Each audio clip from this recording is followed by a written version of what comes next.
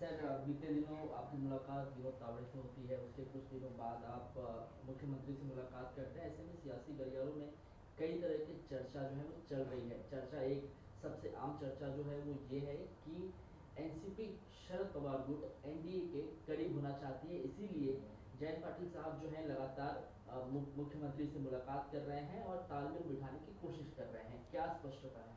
लगातार कब मैं मिला उनको? मैंने बीजेपी के नेताओं मेरे मतदार संघ में एक समस्या थी। वो नगराध्यक्ष को अवैध ठहराया गया, जो 7,000 वोटों से चुन के आया।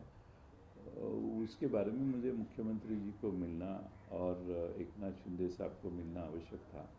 एक नाथ शिंदे साहब दिल्ली चले गए, मुख्यमंत्री जी यहाँ पे मौजूद थे। मैंने टाइम मांगा, उन्होंने टाइम दिया। उन्होंने मेरे से मुलाकात की 5-10 मिनट। मुझे जो कहना है उनको कहा और मैं वापस आया। मेरे को मुख्यमंत्री जी के साथ पॉलिटिकल चर्चा करने का कोई अवसर नहीं मिला, ना तो मैं कोई कोशिश की।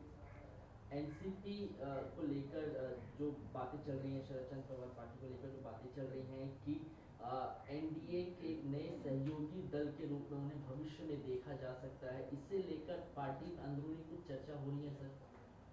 हमारे पार्टी में अंदरूनी कोई चर्चा नहीं चालू।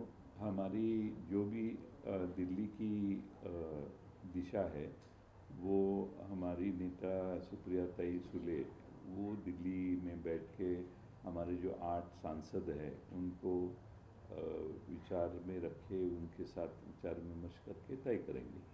डिलिमिटेशन बिल को लेकर सर, क्या कुछ बातें चल रही है पार्टी के अंदर? क्योंकि एक तबका ये भी है जो ये कह रहा है कि इस मुद्दे पर, खासतौर पे डिलिमिटेशन पर, शरद चंद्र पवार की पार्टी जो है वो समर्थन दे सकती है एनडीए को, अगर साथ में नहीं तो बाहरी तौर पे ही सही। वैसे हमारे साथ कोई चर्चा नहीं हुई है, लेकिन सुप्रिया ताई ने उनके सारे दूसरे 7 संसद साथी हैं, उनसे कुछ बातचीत की होगी। पवार साहब भी है, उनसे भी बातचीत की होगी। अब क्या निर्णय हुआ है मुझे मालूम नहीं। वैसे डीलिमिटेशन में बहुत संख्या बढ़ने वाली है एमएलए और एमपी की, और उससे प्रशासन के ऊपर कोई भार आ सकता है, बहुत एडमिनिस्ट्रेटिव कॉस्ट बढ़ेगी, ऐसा मेरा व्यक्तिगत स्वरूप से मत है। और अगर एमपी और एमएलए की संख्या बढ़ाने से पहले एडमिनिस्ट्रेशन अगर बहुत एफिशिएंट किया, तो मुझे लगता है ये संख्या बढ़ाने की आवश्यकता नहीं रहेगी। अब ये मेरा व्यक्तिगत मत है। और ये लेकिन उसमें एक दूसरा भी ये है कि मुद्दा है कि महिलाओं के आरक्षण का मुद्दा भी उसमें है। मैं चाहता हूँ, अभी ये महाराष्ट्र में 288 एमएलएज है, तो उसमें ही 30% रिजर्वेशन हुआ तो भी हो सकता है, करना है तो। लेकिन ठीक है, वो दिल्ली के केंद्रीय नेतृत्व का प्रश्न है, वो हमारे वहाँ पे उनसे सबसे विचार विमर्श करके तय करेंगे। सर, अजीत दादा के निधन के बाद क्या हम ये मान के चले कि मर्जर की तमाम कोशिशों पर पूर्ण विराम लग चुका है या संभावनाएं बनी हुई हैं? नहीं, देखो, अजीत दादा के पहले यहीं पे काफ़ी वक्त 13-14 बार मेरी और अजीत दादा से बातचीत हुई थी। उनके निधन के बाद दूसरे या उसी दिन मैंने आप माध्यम ने मुझे पूछा कि आपके अजीत दादा के संबंध कब आए थे और कैसे आए थे, तो मैंने बोला कि 40 साल से है, लेकिन इन दिनों में पिछले 7-8 महीने में काफ़ी दफ़े उनको मिलने का मौका अवसर मुझे मिला था। और सवाल ये आया कि क्यों मिल रहे थे, तो मैं बोला कि उनकी इच्छा थी दोनों पार्टी एक हो। अजीत दादा की बहुत तीव्र इच्छा थी कि दोनों पार्टी एक करेंगे।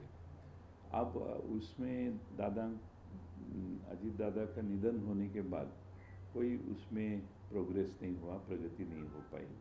अलग अलग चीज़ें हैं, आपके सामने हैं, और उसके बाद हमारी कोई किसी से बातचीत नहीं हुई। सर, एक सवाल एनसीपी को लेकर है कि जिस तरीके से वहाँ पर चीज़ें चल रही हैं, सच्चिदानंद सिंह जो जनरल सेक्रेटरी है, उन्होंने सुनेत्रा जी के जो नियुक्ति है उसी को लेकर सवालिया निशान खड़े किए। आप काफ़ी लंबे समय तक सर थे साथ में, कहीं ना कहीं जब चीज़ें चलती हैं, नियुक्ति को लेकर सवाल खड़े किए जाते हैं, मन दुखी होता है। पार्टी में जो इंटरनल रिफ्ट इस समय देखा जा रहा है। नहीं, मैं अभी कहा कि दूसरे पार्टी के अंदरूनी मामले में टीका टिप्पणी करना मुझे ठीक नहीं लगता। वो सच्चिदानंद जी जो भी है उनको मैं जानता भी नहीं हूँ, और इसीलिए उसकी बैकग्राउंड ये सवाल निर्माण होने की क्या है ये मुझे मालूम नहीं। तो इससे मेरा कोई संबंध नहीं है। मुझे नहीं मालूम उनके पार्टी में क्या चल रहा है। मेरी पार्टी संतुष्ट है, बहुत अच्छी चल रही है। सर, टीएमसी के 20 सांसद जो है वो लोकसभा स्पीकर से निवेदन कर रहे हैं अलग सीट्स के लिए। टीएमसी की 20 एमपीज की अलग सीट्स के लिए, क्या कहना चाहिए इस पर? तृणमूल कांग्रेस के यस यस, टीएमसी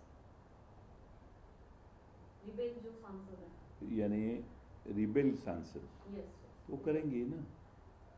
वो तो अभी वो जब चालू होगा 20 तारीख को पार्लियामेंट, तो उनको बैठने के बारे में वो तो स्पष्टीकरण और रिक्वेस्ट तो करेंगे ना सभापति से।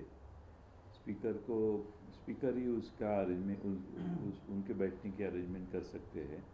तो इसीलिए उनको लिखना तो पड़ता है कि हमारा अलग गुट हुआ है और हमें बैठने के लिए जगह दीजिए। सर, बीजेपी जो है पार्लियामेंट में इस बार का जो सेशन आएगा उसमें कोशिश करने वाली कि 121 जो कॉन्स्टिट्यूशन अमेंडमेंट बिल है वो वापस लाने की कोशिश करने वाली, क्या कहना चाहिए?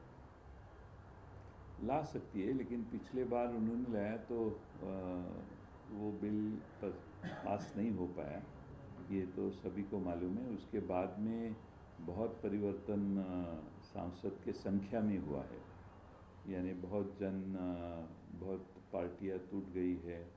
तो इसलिए वो मेजॉरिटी के करीब जाने की संभावना भी है। तो अभी पिछले बार जब वोटिंग हुआ था उसके बाद में ये बात, इसमें कुछ अंतर है, और हमें ऐसा लगता है कि बीजेपी ये कोशिश फिर एक बार कर सकती है। सर, उबाटा के चीफ उद्धव ठाकरे जी ने जो है सोनम वांगचुक और ये अभिजीत दिपके जी को, जो कांग्रेस जनता पार्टी के घटक है, उन्हें जो है अपना सपोर्ट डिक्लेयर किया है। खुलेआम क्या कहना चाहेंगे उसको लेकर, इस स्टेटमेंट को? देश के नौजवानों के सामने जो परिस्थिति है, नीट जैसी परीक्षा के पेपर लीक होते हैं, उसका निषेध अभिजीत दिपके कर रहे हैं और सोनम वांगचुक उनको सपोर्ट कर रहे हैं। मुझे लगता है काफ़ी दिन हुए सोनम वांगचुक अनशन पे बैठे हैं। मुझे लगता है कि ये नीट के बारे में लोग जो मांगते हैं वो शिक्षा मंत्री का इस्तीफ़ा मांग रहे हैं बच्चे लोग, यंग जनरेशन। और सोनम वांगचुक जैसा एक नेता जो अनेक सब विषय, एनवायरनमेंट से लेके कई सब्जेक्ट से रिलेटेड है, उनका बहुत बड़ा योगदान है। उनको इतने दिन अनशन पे बैठने के लिए रखना ठीक नहीं है। सरकार ने इसके ऊपर कुछ विचार करना चाहिए और इंटरवीन करना चाहिए। तो सोनम वांगचुक की जो है दिन ब दिन तबीयत जो है वो खराब होती जा रही है। उद्धव जी ने ये भी जिक्र किया था कि उनकी हालत जो है वो खराब होती जा रही है। मैंने उनसे निवेदन किया था कि वो पीछे ले लें, लेकिन नहीं ले रहे हैं। ऐसे में क्या महाविकास आघाड़ी उनके साथ खड़ी है? ऐसा है कि ऐसी महाविकास आघाड़ी, उद्धव जी हमारे महाविकास आघाड़ी के नेता है। जब उन्होंने कहा तब हम सब उस लाइन पे ही बात करेंगे ना। लेकिन महाविकास आघाड़ी की तरफ से उन्होंने इतने देर बैठना ठीक नहीं है, ये उद्धव ठाकरे जी ने कहा है। और सबका ही कहना इतना है कि अभी इतने ज्येष्ठ सोनम वांगचुक को इतने दिन अनशन पे रखना ठीक नहीं है। सरकार ने जल्द से जल्द इंटरवीन करना चाहिए, और सोनम वांगचुक ने भी उनका जो उपोषण है वो वापस लेना चाहिए। सर, आपको क्या लगता है, आपकी क्या राय है, क्या शिक्षण मंत्री को इस्तीफा दे देना चाहिए नीट और टीईटी पे भी? ये सरकार में इस्तीफा देने की सिस्टम नहीं है। कुछ भी हुआ तो भी मंत्री इस्तीफ़ा नहीं देते। और देश की नई जनरेशन है, उनको भारी अपेक्षा थी कि इस्तीफ़ा हो जाए।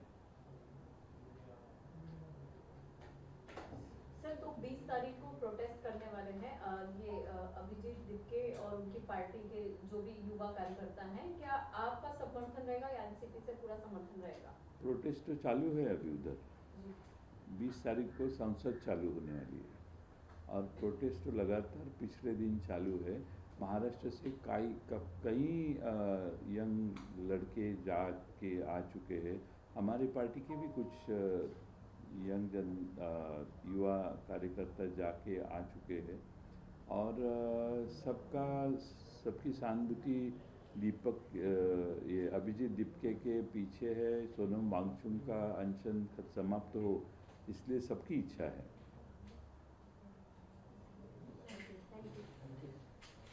झालं असेल ते हां